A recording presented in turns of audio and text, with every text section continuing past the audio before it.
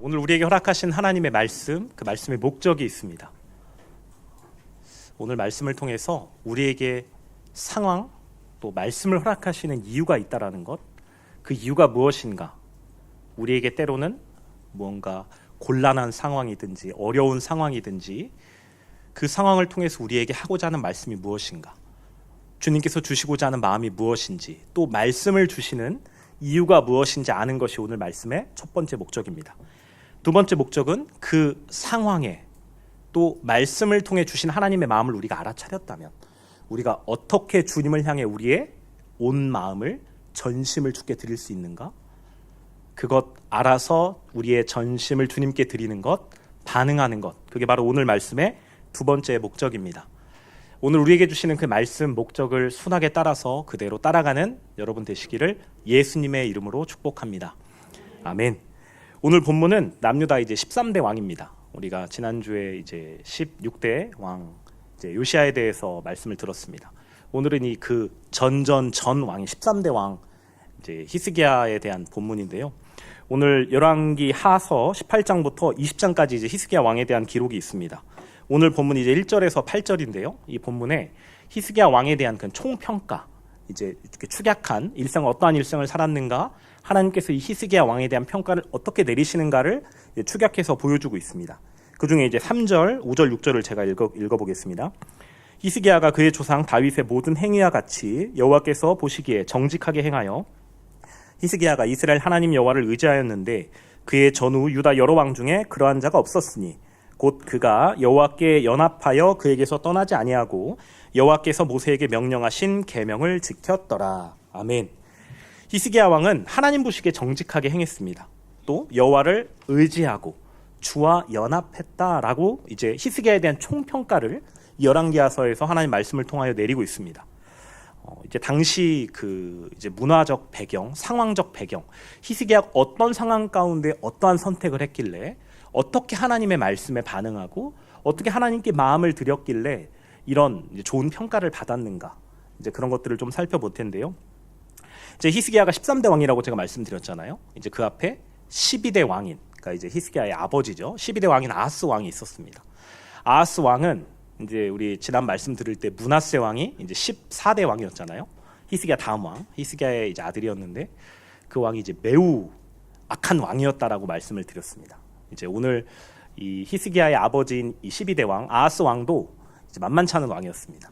하나님을 대적해서 이방 우상들을 섬기고, 또 당시 이제 아수르가 커가고 있었기 때문에 아수르의 친아수르 정책을 펼치면서 그 이방 우상들을 많이 받아들였어요. 심지어는 이제 패배한 국가에 제사 드리는, 우상에게 제사 드리는 그 모습을 보고 저거 좋겠다, 저거 이렇게 그 양식들을 적어다가 자기 국가의 제사장에게 주고, 이대로 이 제단을 만들어, 이 우상을 이렇게 우리가 섬겨야 될 테니까 이렇게 제단을 만들어라 명령하고, 심지어는 하나님께 제사 드리는 성전 문을 폐쇄하기까지 합니다. 하나님의 성전에 있는 그 성물들을 부수고 온갖 우상들을 섬기고, 또 이제 성경에 인신제사를 드리는 왕이 많지 않은데요. 이제 므낫세 왕도 그랬고, 또 이 아하스 왕도, 히스기야의 전대 왕인 아하스 왕도 인신제사를 드리는 왕이었습니다. 그러니까 하나님 보시기에 정말 악하게 행했어요. 하나님을 대적하고 하나님이 싫어하는 것들을 정말 골라했던 왕이었습니다. 그러니까 히스기야는 그 아하스 왕의 아들이에요. 그리고 같은 시기에 그 문화들을 보고 이제 어떠한 결과들이 일어나는지를 본 왕입니다. 이제 또 당시에 히스기야가 이제 한 15살 정도 됐을 거라고 추측을 하는데요. 이제 25살의 왕위에 즉위를 하는데 그 전에 한 10여 년간 이제 공동 통치하는 기간이 있었습니다. 이제 아버지가 통치를 하고 또 그 아들인 히스기야가 공동으로 통치하는 과정을 한 10여 년간 거치게 됩니다. 그리고 그 과정 중에 히스기야가 이제 자기가 즉위하진 않았어요. 즉위하긴 않았지만 이미 통치를 시작한 그 어간에 이 히스기야에게 크나큰 이제 사건이 일어나게 됩니다. 그게 뭐냐면 아수르가 이제 세를 불려가면서, 또 당시 이제 지금 남유다 왕이잖아요. 이 히스기야가 이제 북이스라엘에 있었습니다. 한 민족에서 갈라져 나온 이제 민족인데, 이 북이스라엘 왕 호세아가 원래 친아수르 정책을 펼치다가 이제 아수르를 배반하고 친애굽 정책으로 갈아타요. 이제 그 정치적인 상황들, 또 전쟁적인 상황들에 이제 눈칫밥을 먹고 애굽을 의지하다 보니까 아수르의 침공을 받고 아수르에게 포위되는 사건이 일어납니다. 그리고 3년간 전쟁을 일으키고 결국엔 북이스라엘이 완전히 멸망하는 이제 일이 일어납니다. 그게 지금 히스기야가 왕으로 즉위하기 직전 이제 전대 왕인 아하스와 공동으로 통치하는 기간에 그 일을 겪었어요. 그러니까 히스기야는 보는 거죠. 이 북이스라엘이라는 나라가 하나님을 항상 대적했거든요. 하나님을 항상 찾지 않았습니다. 수많은 선지자들이 예언하고 하나님께 돌이켜야 한다. 아수르를 의지하지 말아라. 이방 민족을 의지하지 말아라. 너희 마음 가운데 아수르가 아니라 이방 민족이 아니라 하나님을 섬겨야 된다라는 수많은 예언을 받았습니다. 그럼에도 불구하고 끝까지 돌이키지 않고 결국엔 아수르의 손을 통해서 이제 나라가 멸망하고 모든 이제 백성들이 뿔뿔이 흩어지는 지경에 이르게 됩니다. 이제 히스기야는 선택을 할 차례인 거죠. 친아수르 정책을 펼치다가 친애굽으로 갈라선 그 위에 북이스라엘 호세아 왕, 그리고 그 북이스라엘은 아수르의 침공을 받아서 멸망하게 됩니다. 그리고 이제 히스기야가 공동 통치 기간이 끝나고 자기 아버지인 아하스가 이제 명을 달리해요. 그리고 이제 본인이 왕으로 즉위합니다. 이제 어떻게 할 것인가? 계속 친아수르 정책을 펼칠 것인가? 아니면 수많은 예언들을 통해서 주신 하나님의 말씀처럼 아수르가 아니라 모든 정세, 정치적인 그런 모든 상황, 또 새를 불려가는 그 아수르의 상황 가운데 그 모든 것들을 다 멀리하고 오직 나는 하나님을 섬기기로 결정할 것인가? 이제 큰 기로였던 거죠. 그 기로에서 히스기야는 하나님을 선택합니다. 본인이 즉위한 첫 해 바로 시작한 게 뭐였냐면 하나님의 성전을 보수해요. 자기의 아버지인 아하스가 성전문을 닫고 성전 기물들을 부쉈던 것을 다시 수리하기 시작합니다. 성전문을 열고 성전의 기물들을 보수하고 문을 보수하고 제사장들의 위계를 세우고 하나님께 드리는 제사를 제대로 드리게 하고 백성들이 감사 제물을 또 화목제를 하나님께 드리게 하고 또 대대적으로 유월절을 지킵니다. 그게 첫 25살 때 왕으로 즉위하자마자 일어난 일입니다. 그게 이제 북이스라엘이 멸망하고 이제 연대는 대략 뭐 학자마다 차이가 있지만 한 7년 정도, 8년 정도가 이제 흐른 뒤였습니다. 그때 히스기야가 그렇게 결정하고 온 마음을 주님께 쓰면서 하나님을 섬기기로 결정합니다. 또 정치적으로는 아수르를 배반해서 아수르를 섬기려던 것을 이제 돌이키고 우리는 아수르를 섬기지 않겠다, 조공을 바치지 않겠다, 우리는 오직 하나님을 쫓겠다라고 결단합니다. 오늘 본문에는 이제 되게 간단하게 기록되어 있거든요. 열왕기하 18장 4절에 그가 여러 산당들을 제거하며 주상을 깨트리며 아세라 목상을 찍으며 모세가 만들었던 놋뱀을 이스라엘 자손이 이때까지 향하여 분향함으로 그것을 부수고 느수단이라 일컬었더라. 그러니까 이제 우상을 그냥 놋조각이다 이렇게 비하해서 이제 불렀다라는 것이죠.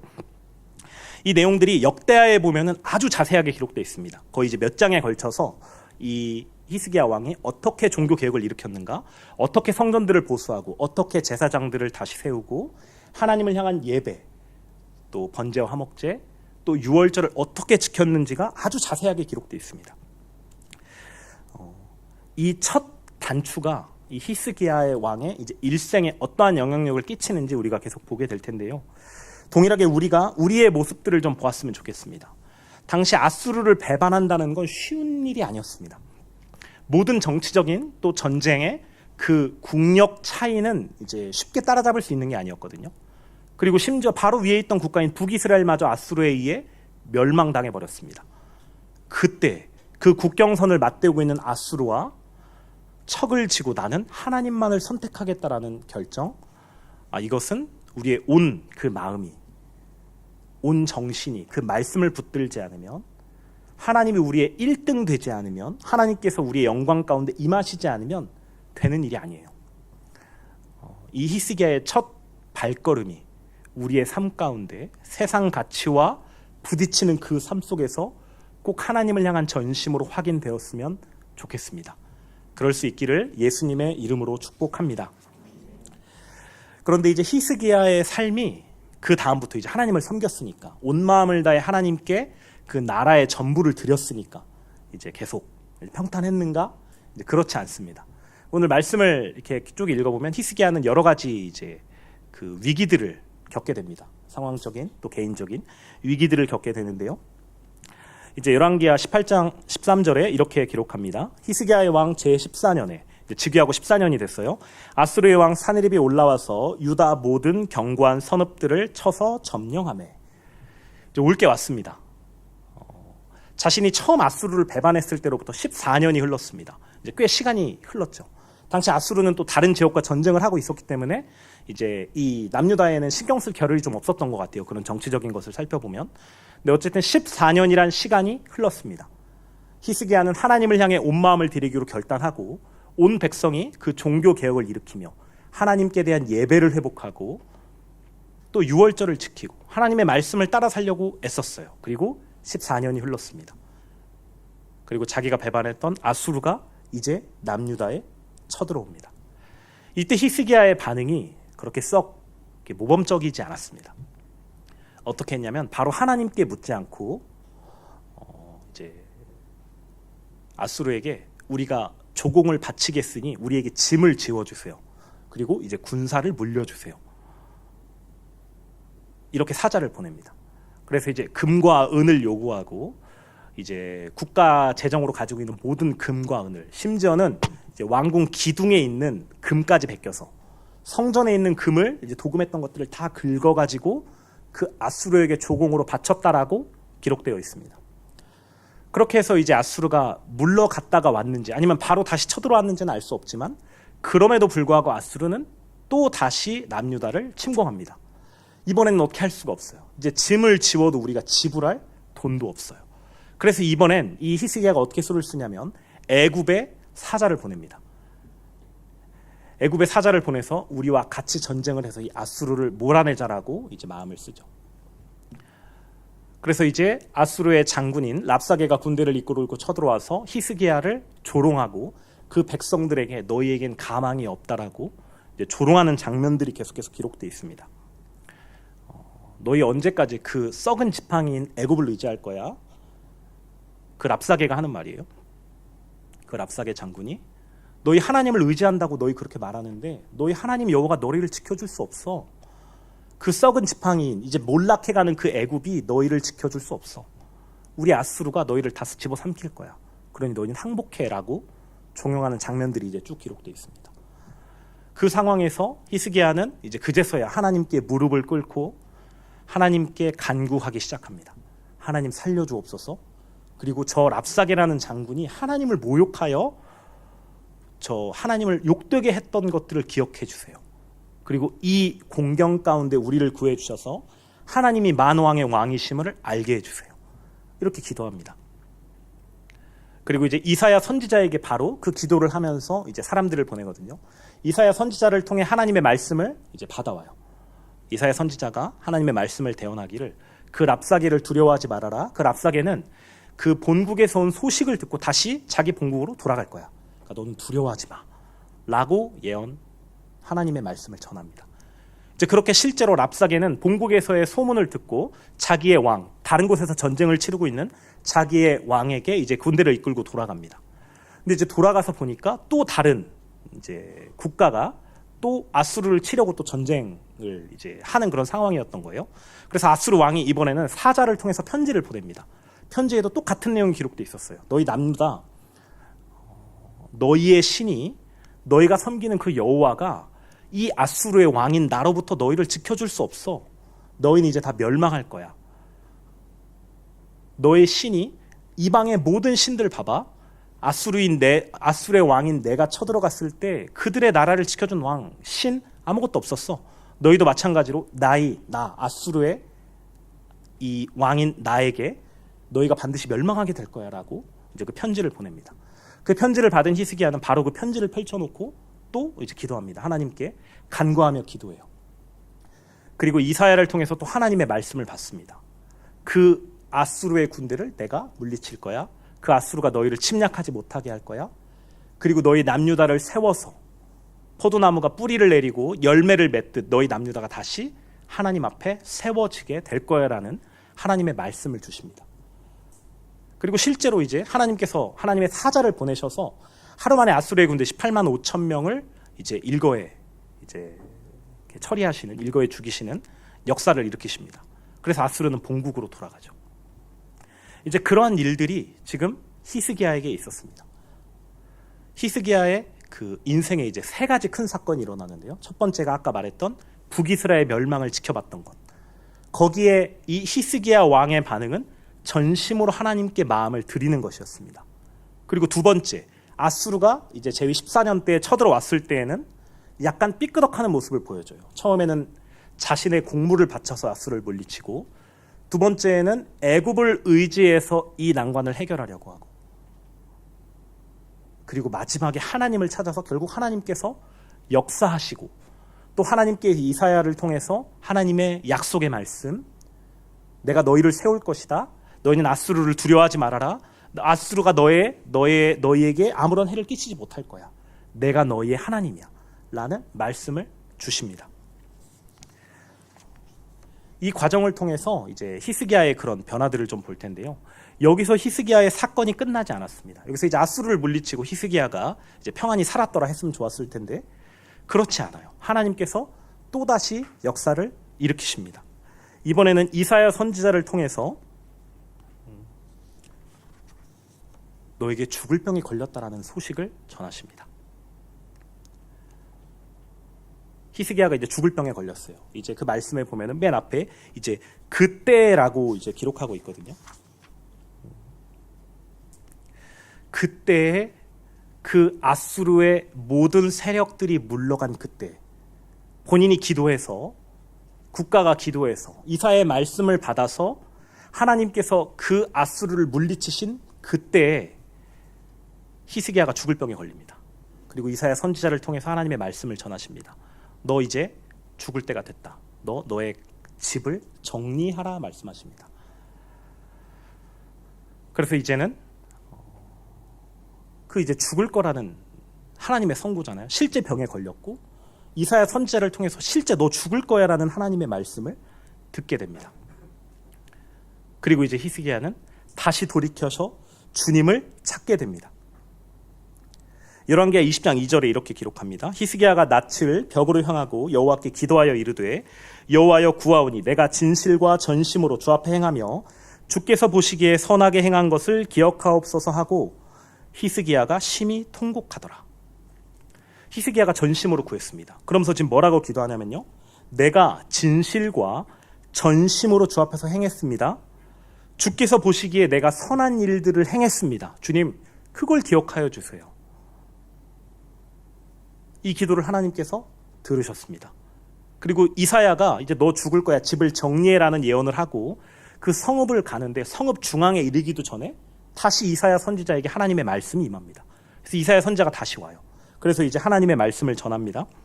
너는 돌아가서 내 백성의 주권자 히스기야에게 이르기를 왕의 조상 다윗의 하나님 여호와의 말씀이 내가 내 기도를 들었고 내 눈물을 보았노라. 내가 너를 낫게 하리니 내가 3일 만에 여호와의 성전에 올라가겠고 내가 내 날에 15년을 더할 것이며 내가 너와 이 성을 아수르 왕의 손에서 구원하고 내가 나를 위하고 또 내 종 다윗을 위함으로 이 성을 보호하리라 하셨다 하라 하셨더라. 아멘. 히스기야가 죽을 상황이 되었을 때 나의 진실되게 행한 것들, 내가 과거에 하나님께 온 마음을 썼잖아요. 주님 이걸 기억해 주세요라고 기도합니다. 그리고 하나님께서 그 기도를 들으세요. 그리고 거기서 그치지 않고 내가 너를 살릴 거야. 너는 3일 만에 성전에 올라갈 거야. 그리고 아수르의 손에서 너를 구원할 거야 라고 다시 한번 하나님의 약속의 말씀을 거듭 허락하십니다. 그런데 우리가 이 대목들을 살펴볼 때 좀 신기한 부분이 있습니다. 열왕기하 20장 5절에 이렇게 하나님께서 이렇게 말씀하십니다. 이르기를 왕의 조상 다윗의 하나님 여호와의 말씀이다. 6절에 내가 나를 위하고 또 내 종 다윗을 위함으로 이 성을 보호하리라 말씀하십니다. 그 이전에 아수르의 세력을 멸하시기 전에 예언하신 예언에도 이런 이제 말씀이 있습니다. 열왕기하 19장 34절에 내가 나와 나의 종 다윗을 위하여 이 성을 보호하여 구원하리라 하셨나이다. 왜 하나님께서는 이 히스기야의 기도를 들었는데 그리고 이사야를 통해 하나님의 말씀을 주시는데 왜 내가 다윗의 하나님 여호와다, 그리고 내가 이 성읍을 다윗 때문에, 나와 다윗 때문에 내가 이 성을 보호하리라 말씀하십니다. 분명히 기도한 건 히스기야인데 다윗이면 이제 한참 위의 사람이잖아요. 한참 선대 조상입니다. 이제 13대 왕이니까 한참 위의 왕인 거죠. 거의 수백 년 차이가 나는. 근데 왜 하나님께서는 이 다윗의 이름을 언급하시면서 왜 이 남유다를 구원한다 말씀하셨을까요? 하나님께서는 히스기야의 기도를 들으시긴 했지만 그 기도를 들으신 게 너 때문이 아니라 다윗이라고 말씀하십니다. 이제 왜 그런지를 이후의 사건들을 통해서 좀 볼 텐데요. 이제 열왕기하 20장 12절에 또 이렇게 기록합니다. 그때, 또 그때예요. 병이 나은 그때입니다. 발라단의 아들 바벨론의 왕 브로닥 발라단이 히스기야가 병 들었다 함을 듣고 편지와 예물을 그에게 보낸지라. 히스기야가 사자들의 말을 듣고 자기 보물과 금은과 향품과 보배로운 기름과 그의 군기구와 창고의 모든 것을 다 사자들에게 보였는데 왕궁과 그의 나라 안에 있는 모든 것 중에서 히스기야가 그에게 보이지 아니한 것이 없더라. 지금 그때라고 시작하거든요. 아까도 그때였습니다. 아수르의 세력을 물리치신 바로 그때, 그 기도의 응답을 바로 받은 그때 바로 하나님께서는 히스기야가 병들어 죽게 하셨습니다. 그리고 그 병을 위해서 히스기야가 기도하고 다윗을 위하여 그 히스기야를 살렸다 말씀하시죠. 그런데 또 바로 이어서 그때 이번엔 바벨론의 왕 브로닥 발라단이 또 사자를 보냅니다. 병들었다는 소식을 듣고, 이제 위문사절이겠죠. 또 그 상황을 생각해 보았을 때 이 남유다가 아수르를 대적하기 위해서 도움을 청한 나라가 애굽뿐만이 아니었구나. 이미 아수르를 제외한 다른 이방 나라들과 교류하고 있었고 친분을 가지고 있었구나라는 걸 알 수 있습니다. 근데 거기서 그치지 않아요. 사자들이 왔는데 이제 뭘 자랑해요? 나의 어려움이 모두 해결됐잖아요. 아수르의 군대는 물러갔어요. 나의 죽을 병이 들었지만 하나님께서 나를 살려주셨어요. 그런데 이 히스기야 왕이 자랑하는 것이 자신의 국력이고 자신의 국가의 보물이고 군기고고 자신의 그 전투력을, 전력을 가진 재화를 자랑하고 있습니다. 왜 하나님께서는 이 히스기야의 기도를 들으셨는데 다윗의 이름을 위하여서, 히스기야 때문이 아니라, 물론 히스기야의 기도를 들으셨어요. 그런데 이 히스기야를 살리신 이유를 왜 다윗 때문이라고 하셨는가? 여러분, 히스기야를 통해 우리 마음을 꼭 보았으면 좋겠습니다. 우리의 문제가 있으면 하나님께 가려가는 게 당연하죠. 기도조차 하지 않는 사람은 이제 아예 아닌 거고, 우리는 문제가 생겼을 때 하나님께 달려가라고 많이 배워왔습니다. 그리고 이제 복음을 통해서 그게 아니라 그럼에도 우리 마음 가운데 1등이신 주님을 확인해야 된다라는 복음이 점점 선명하게 해주세요. 그런데 히스기야는 하나님의 역사를 2번 연거푸 겪었음에도 불구하고 하나님을 자랑하지 않고 하나님을 기뻐하지 않고 하나님을 찬양하지 않고 자신의 무언가를 자랑했습니다. 여러분, 우리가 문제가 있을 때 주님 앞에 서지요. 문제를 구하기도 하고 또 문제를 하나님께 의탁했기 때문에 내 마음 가운데 다른 게 아니라 주님이 계신 걸 확인합니다. 내가 주님을 기뻐하게 해주세요. 내가 이 문제 가운데 마음 빼앗기지 않고 오직 내 마음에 주님 가득하게 해주세요 라고 간구하고, 그리고 그 문제가 해결됐을 때 과연 내가 자랑하는 것이 주님이셨는가? 내가 기뻐하는 것이 주님이셨는가? 내가 정말 주님께서 하셨어. 나는 정말 한 게 없어. 나는 오직 내 마음에 주님만 확인했어 라고 정말 기쁨으로 자랑하고 있었는지 우리의 삶을 꼭 돌아보면 좋겠습니다. 하나님께서는 히스기야의 첫 선택을 기뻐하셨습니다. 분명 기뻐하셨어요. 그리고 히스기야의 일생을 평가하신 평가는 분명히 좋은 평가였어요. 이 히스기야 왕만큼 하나님을 의지한 왕은 없었다. 히스기야가 모세의 율법을 따랐고 나에게 온 마음과 진실을 썼어 라고 말했습니다.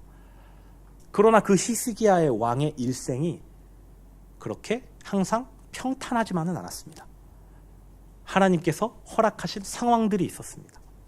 이걸 통해 우리가 볼 수 있는 게 뭐냐면요, 하나님께서 왜 히스기야에게 이런 상황을 주시는가?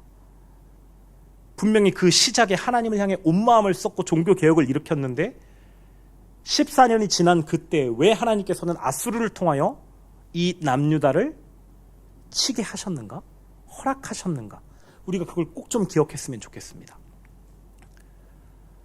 우리가 히스기야의 선택을 통해서 문제가 생겼을 때 하나님을 찾는 그 공식, 그러나 그 문제가 해결됐을 때 과연 내 마음에 주님이 채워졌는가? 그것이 아니었구나. 하나님께서 바라는 것은 그 다윗이 보였던 전심을 하나님께 드린, 그 중심을 하나님께 드린, 나의 상황이 어떠하든 내 마음에는 주님 외에 다른 것 찾을 수 없습니다. 이 다윗의 고백을 기다리고 계셨구나. 우리 마음 꼭 확인했으면 좋겠습니다. 그래서 다윗이 이렇게 고백하잖아요. 아비멜렉 앞에서 미친 척을 하고 쫓겨난 다윗이 시편 34편을 지었습니다. 내 영혼이 여호와를 자랑하리니 곤고한 자들이 이를 듣고 기뻐하리로다. 아멘. 그리고 바세바의 사건이 일어났을 때 나단 선지자를 통해서 하나님께서 다윗을 책망하십니다. 그때 바로 회개하며 시편 51편 11절에 이렇게 고백합니다. 나를 주 앞에서 쫓아내지 마시며 주의 성령을 내게서 거두지 마소서. 히스기야에게 바라고자 하신 주님의 마음은 바로 여기에 있습니다. 히스기야에게 그 상황을 허락하신 이유가 여기에 있습니다. 히스기야가 간구했을 때 그 문제들을 해결하시며 이사야 선지자를 통해 하나님의 말씀을 전하신 이유가 여기 있습니다. 오늘 말씀의 목적이 이거죠. 왜 하나님께서는 우리에게 상황을 허락하시는가? 때로는 어려운 상황, 곤란한 상황, 공고한 상황을 왜 우리에게 이렇게 허락하시는가? 왜 하루 이렇게 조용할 날이 없는가? 잘 가는 것 같은데 왜 갑자기 미끄덩거리는가? 여러분, 바로 이 마음을 확인하시기 위함입니다. 다윗의 그 마음. 하나님께서는 우리의 전심을 받기 원하시는구나. 히스기야의 마음이 다른 곳으로 새 나갈 때 아수르를 지키기 위해 하나님을 선택했지만 14년이 지나면서 그것이 점점 흔들리고 아수르가 점점 커가는 걸 보면서 애굽을 의지하고 바벨론을 의지하고 자신의 계책을 의지했던 그 히스기야에게 아니야, 너는 나에게 온 마음을, 너의 전심을 주어야만 한단다. 나에게 온 마음을 너가 나에게 주어야 한단다 말씀하시는 주님이 계십니다. 제가 이제 옛날 생각이 나더라고요. 제가 우리 교회에 처음 찾아왔을 때 생각이 났는데요. 제가 군 생활을 이제 저기 중산동 우리 교회 이사 오기 전에 중산동 옆에 부대에서 군 생활을 했습니다. 이제 자대 배치를 받고 2년 동안 거기 있었는데요. 그때는 이제 우리 교회가 있는지 몰랐죠. 제가 자대 배치를 처음 딱 받았을 때, 저는 이제 장교 생활을 했으니까 소대장이었거든요. 한 이제 30여 명 정도 되는, 25명, 30명 정도 되는 이제 소대원들이 있었고, 또 이제 밑에 4명의 간부들이 있었습니다. 그 소대원들을 지휘하면서 이제 중대장님의 명을 따라서 이제 그 임무를 수행하는데 정말 너무 힘들었거든요. 제가 많이 말씀드렸지만 정말 스트레스를 많이 받았습니다. 잠을 재워주질 않더라고요. 그 퇴근해서는 또 선배랑 같이 지내니까 그 스트레스가 엄청났습니다. 그리고 선배는 이제 저를 강하게 키운다고 자기는 가지도 않으면서 저한테 자꾸 아침 점호를 가라는 거예요. 저는 퇴근해서 사는 장교 이제 간부인데 이제 병들이 아침 점호를 6시 반에 하거든요. 그러니까 저는 6시 반까지 출근을 해야 되는 거예요. 기가 막힌 거죠. 그리고 퇴근은 또 10시 반, 11시 막 이렇게 하니까. 그러니까 잠을 잘 수가 없는 거예요. 근데 그 상황 가운데서 너무 스트레스를 받으니까 그걸 견딜 수가 없어서 정말 기도하지 않고는 살 수가 없었습니다. 그래서 이제 잠을 정말 줄여가면서 하루에 30분씩 들자고 잠을 포기하고 하나님의 말씀을 읽고 기도하고 또 경건서적을 읽으면서 그 스트레스와 좀 싸웠던 것 같아요.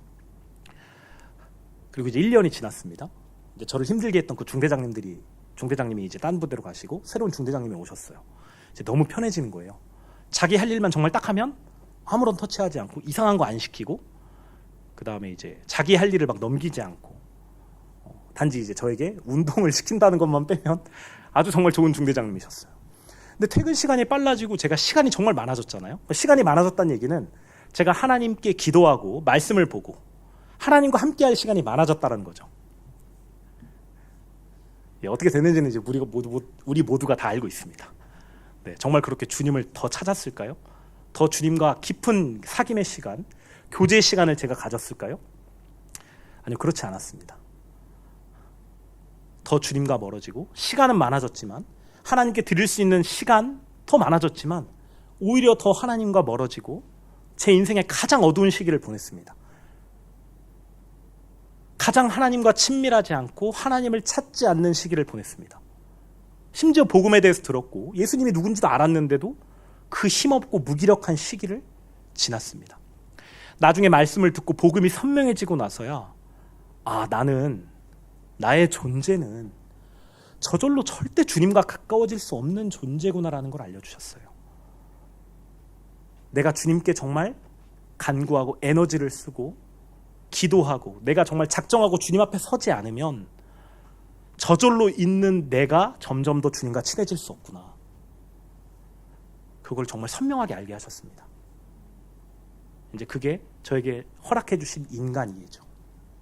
그때 저는 인간이 무엇인지 알게 됐어요. 나의 존재는 이렇구나.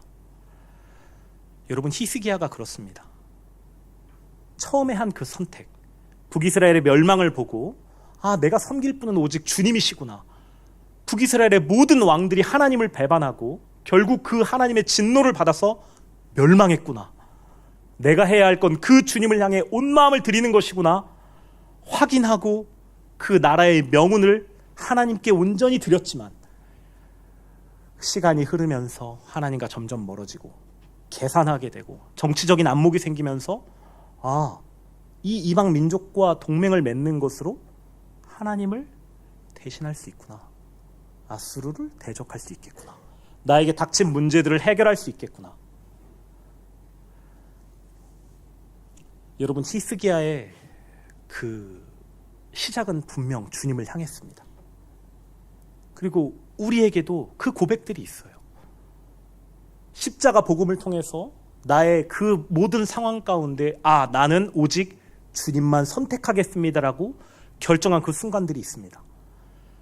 그러나 주님과 함께하지 않으면, 날마다 주님의 말씀 앞에 머물지 않으면 다시 우리는 우리의 마음이 점점 주님과 멀어지고 주님이 희미해지고 나의 수를 찾게 되고 나의 방법들로 나의 문제들을 해결하게 됩니다.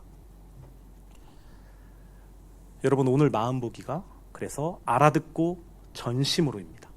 무엇을 알아듣느냐? 우리에게 왜 상황을 허락하시는가? 왜 우리에게 말씀을 주시는가? 내가 말씀을 붙들고 전심을 주님께 향하길 원하시는구나. 내가 해야 할 건 주님의 말씀을 붙들고 온전히 주님을 향하는 것이구나. 여러분, 이 마음이 우리에게 정말 선명해졌으면 좋겠습니다. 이 소원, 알아듣고 전심을 주님께 드리는 은혜가 가득하시기를 예수님의 이름으로 축복합니다. 히스기야가 즉위하고는 분명 하나님을 온 마음으로 섬겼습니다. 그 상황이 내릴 수 없는 결정이었어요. 마음의 전부가 주님 되시지 않았다면 내릴 수 없는 결정. 아버지가 했던 모든 정책들을 반대로 뒤집어서 아수르를 배반하고 성전 문을 열고 성전을 보수하고 모든 이방 우상들, 산당들, 제단들을 찍어버리고 하나님께 온 마음을 다해 예배드리게 했던, 유월절을 지켰던, 분명히 하나님께 온 마음을 드린 것 맞습니다. 우리의 삶에도 그런 결정들이 있었어요.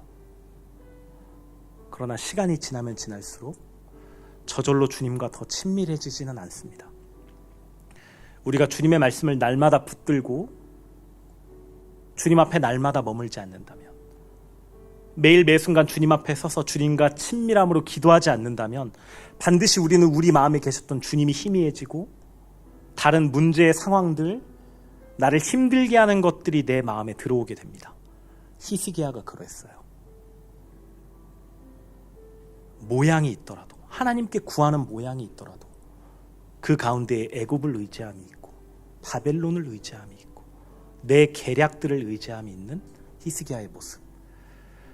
그럼에도 불구하고 하나님께서는 그 히스기야를 살리기 위해서 이 상황들을 허락해 주셨습니다. 아수르를 이용해서 개인의 병을 통해서 너 나에게 온 마음 주어야 해. 다윗의 그 마음을 너가 배워야 해. 너 그대로 되지 않아. 너 애굽 의지해? 아니야. 그것 아니라 나의 말을 듣거라. 다윗의 하나님 여호와가. 이 남유다를 지키는 이유가 바로 그 다윗을 위해서란다. 다윗의 그 전심을 나에게 주었던 그 마음을 너가 배워야 한단다.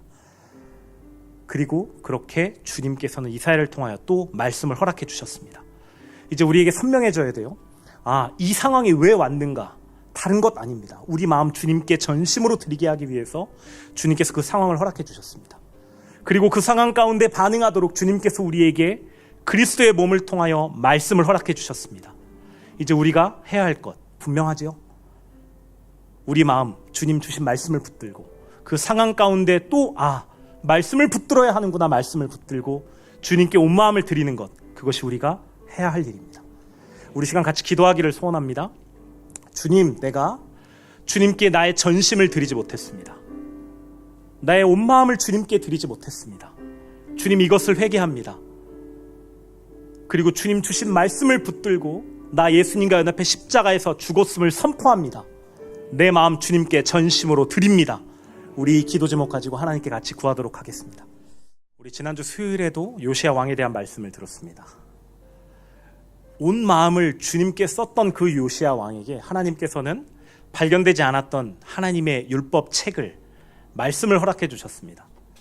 오늘 히스기야 왕에게 하나님을 떠나 이방 민족들의 마음이 갔던 그 문제 해결을 위하여서 다른 것에 내 마음을 썼던, 전심이 되지 못했던 히스기야에게 오늘 또한 주님의 오른손으로 능력을 베푸시고 동시에 이사야 선지자를 통해서 말씀을 허락해 주셨습니다. 여러분, 동일하게 우리에게, 이 상황 가운데 전전긍긍하는 우리에게, 하나님을 향해 갈 수 없는 우리에게 말씀을 통하여 주님께 가시는 길, 십자가를 허락해 주셨습니다. 이제 우리가 가야 할 길은 하나입니다. 세상에 붙은 마음, 그 염려 가운데 나의 답에, 나의 무언가에 있었던 그 마음을 주님의 말씀 따라 회개하고 십자가 연합을 선포하는 것. 여러분, 그래서 그리스도의 몸에 주시는 말씀을 우리가 들어야만 합니다. 그리스도의 몸에 주시는 말씀을 통하여 우리의 세상에 붙은 마음을 주님께 회개하고 예수님이 가신 그 길을 따라 십자가 연합을 선포해야만 합니다. 우리 한 번 더 기도하기 원하는데요, 우리 말씀의 통로 되신 아침 목사님 같이 중보했으면 좋겠습니다. 말씀의 대언자로, 순결한 주님의 말씀을 선포하시는 대언자로 세워주옵소서. 그리고 우리 그리스도의 몸 가운데 듣는 귀를 달라고, 지금 주님의 말씀에 반응해 전심을 주께 드리는 우리 되게 해달라고 이 시간 한 번 더 기도하도록 하겠습니다. 할렐루야. 주님 감사합니다. 오늘도 우리에게 말씀 주셔서 감사합니다. 주님, 히스기야의 일생을 기억합니다. 분명 그 시작은 주님께 온 마음을 드렸지만 시간이 흐르며 주님과의 사이가 소원해지고 전부였던 주님이 점점 마음에서 밀려갔던 것을 우리 봅니다. 주님께 간구하는 기도의 모양은 있었으나 다른 이방 나라를 의지하고 다른 것을 의지하고 결국 최후의 수단에야 주님을 찾았던 아버지, 그 모습이 바로 우리의 모습입니다. 주님, 우리의 존재를 돌이켜 회개합니다. 긍휼히 여겨 주옵소서. 주님, 그때 주시는 주님의 손길이 있었습니다. 그리고 주시는 주님의 말씀이 있었습니다. 예, 주님, 그 말씀을 붙듭니다. 생명으로 주님의 말씀을 붙들며 말씀이 이끄시는 대로 우리 돌이켜 회개하며 십자가 연합을 선포합니다. 주님께서 원하셨던 그 마음, 다윗처럼 온 마음을 주길 원하셨던 그 마음, 그 상황의 마음 빼앗기지 않고 주님이 전부 되기를 바라셨던 그 마음, 우리 소원합니다. 십자가 연합이 삶의 모든 곳에서 실제되도록 함께하여 주옵소서. 주님, 이제 상황을 보는 눈 달라지게 하시니 감사합니다. 어떤 상황이 닥쳤을 때 주님의 말씀을 붙들라 하시는구나, 오히려 나에게 온 마음을 주라 하시는구나, 예, 주님, 그 마음에 반응합니다. 모든 삶 가운데 그렇게 말씀을 붙들고 따라가는 그리스도의 몸으로 세워 주옵소서. 그리스도의 몸 가운데 주님의 말씀이 흘러가는 모든 통로들 허락하여 주셔서 감사합니다. 말씀의 통로이신 아침 목사님을 주셔서 감사합니다. 또 말씀이 나누고 흘러갈 수 있는 우리 꽃마을을, 가정을 허락해 주셔서 감사합니다. 예, 주님, 그리스도의 몸 가운데 주의 말씀이 순적히 흐르게 하시고 말씀의 생명으로 반응하는 그리스도의 몸 되도록 듣는 귀 더하여 주옵소서. 감사합니다. 주님, 사랑합니다. 우리의 구주이신, 우리의 생명이신 예수님의 이름으로 기도드립니다. 아멘.